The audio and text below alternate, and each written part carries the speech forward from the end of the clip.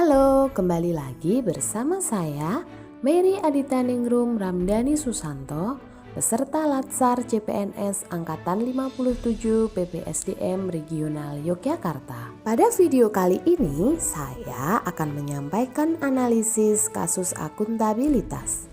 Selamat menyaksikan. Penyidik Aspidsus Kejaksaan Tinggi Lampung menahan mantan asisten 2 Pemprov Lampung dan mantan Kadis Ketahanan Pangan, Tanaman Pangan dan Hortikultura Lampung terkait korupsi pengadaan benih jagung 140 miliar rupiah. Sampaikan Bapak.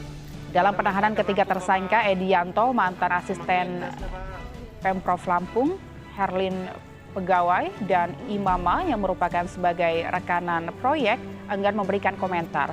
Mereka bergegas menaiki mobil tahanan Kejati Lampung yang hendak dititipkan ke Rutan Bandar Lampung. Edianto dan Imama ditahan di Rutan Bandar Lampung, sementara tersangka Herlin tidak ditahan karena menderita sakit. Saat ini Kejati terus menyelidiki korupsi benih jagung dan mencari kemungkinan tersangka baru. Tim penyidik telah melakukan penahanan terhadap ketiga orang tersangka.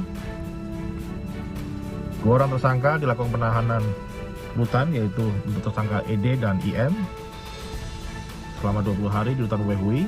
Kemudian tersangka HR dilakukan penahanan kota.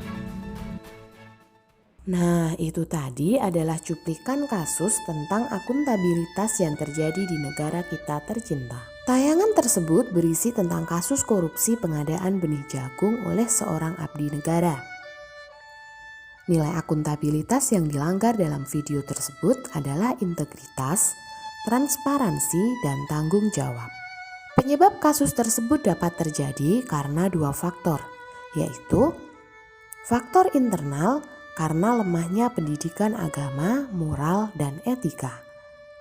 Dan faktor eksternal yaitu karena 1.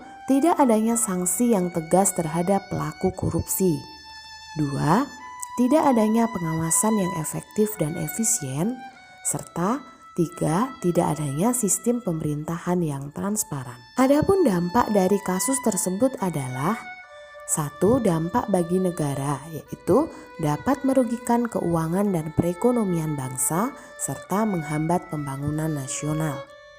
2. Dampak bagi individu.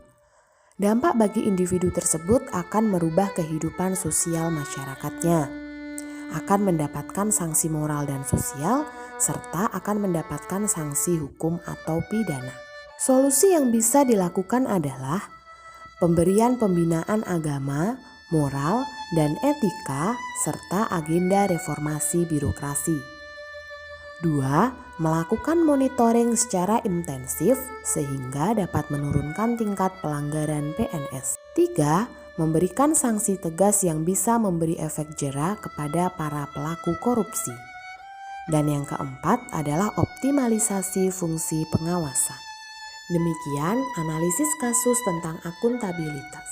Terima kasih sudah menonton. Sampai jumpa.